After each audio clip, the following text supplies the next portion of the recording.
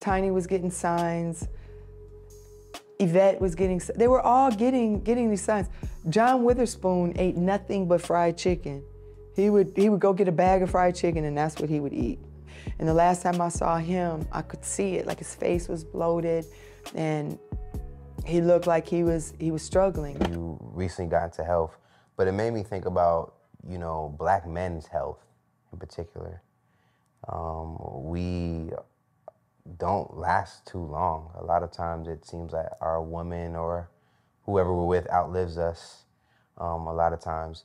And on your particular vehicle, your Project Friday, we lost a lot of Black men in that, and women as well, with health. I guess, yeah, how do we talk about the people that we lost? None of them were killed by like bullets, I don't think, or... Food is the #1 killer. Food is the #1 killer. And I'll go so far as to say, doctors be killing motherfuckers. The third leading cause of death is medical malpractice, is misdiagnosis of medicine. That is the third leading cause of death. And you get on this medicine to mask all these symptoms created by what you're putting in your body. And we're allowed to eat a lot of things that I was saying is banned in other countries. They're living longer in other countries because their governments are afraid of them. We're afraid of our government. So we accept garbage on the shelves. You go into the average American grocery store, nothing on the shelf is edible. Nothing should be consumed on any of it. Processed foods, and a lot of vegans are going to get in trouble because they're going from meat to this processed meat, and it's going to cause a lot of problems eventually, and it's going to come back on the vegan community as if, listen, your body is delicate. You are a delicate, beautiful machine. And when you overwork your insides, you become sick. We are really frutivores. I go 1 week out of the month, I eat only fruit, raw fruit. I'll eat an entire watermelon. Oranges, mangoes, grapes, melon. And I clean my system out, and my energy shoots through the roof. People say, oh, we got fangs. That's been dispelled. The hippopotamus has the biggest fangs in the world, and they're herbivores. Well, my muscles, I need my protein. Where does the cow get his protein? Where does the horse get his protein? Where does the gorilla get his protein? Gorillas eat berries and twigs, and the gorilla could come through here and rip this whole place up. We have been indoctrinated in the church. And we have been led to believe that all we have to do is pray over our food and it ain't gonna hurt us. That is 75% of the case. Oh, I just pray over my food. I'm good, I'm good, I'm good, I'm gonna have my meat. Well, in actuality, you're not meant to eat meat. And particularly melanated people are not meant to eat acidic foods. Melanated people are meant to consume alkaline foods. Melanated people are meant to consume melon. When melanated people eat watermelon, it's like gold.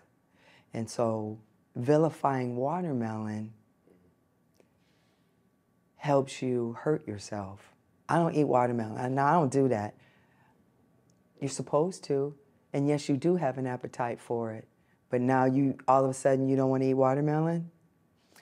Watermelon is the world's largest vine fruit, and it is literal gold.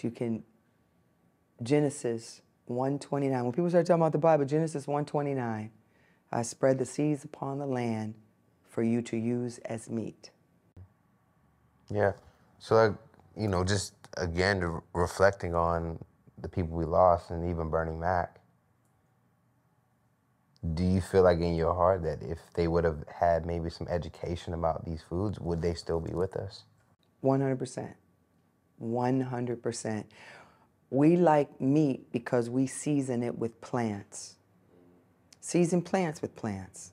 There's enough plants to give you the texture, the desired texture that you are looking for. And I'll give you a shrimp that tastes so clean and so good that you won't want to, you'll see how clean food is actually supposed to taste.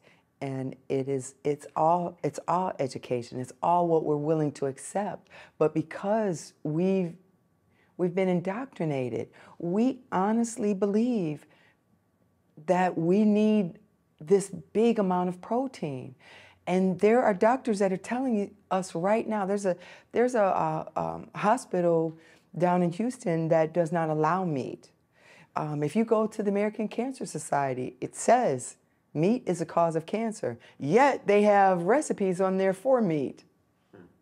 Crazy, right? Listen, when I saw Tiny Lister, the last time I saw Tiny, we were on the road together, and Tiny didn't look so good.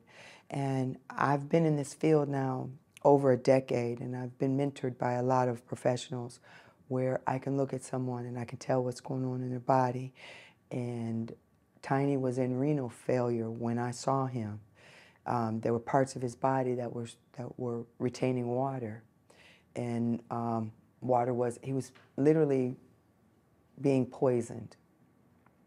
And I watched him consume energy drink after energy drink after energy drink, and I begged him. I did. And I just said, please, please, please. I used to call him Papa. I call him Big Daddy sometimes. Just come and try it. Oh, I gotta pick up my girl. I'm good, baby girl. I'm good, baby girl. I'm good. And it's like, look at his leg was the size of a tree. It was one leg, looked like a tree trunk. From his foot to his hip, it was all one size and it was swollen. And he was having kidney issues. But you could look at it, and I just wanted to say, let me just clean you out. There's a couple of comics, every time I run into them, a couple female comics, I beg them. You know, and a lot of times, people feel that a little bit of weight is what's healthy. Mm-hmm. That's healthy. Girl, I'm thick, I'm healthy. Some, yeah, I suppose. But you get signs, and we ignore them. We ignore all the signs. Tiny was getting signs. Yvette was getting, they were all getting these signs. John Witherspoon ate nothing but fried chicken. He would go get a bag of fried chicken, and that's what he would eat. And the last time I saw him, I could see it, like his face was bloated. And it's food. Food is the number one killer.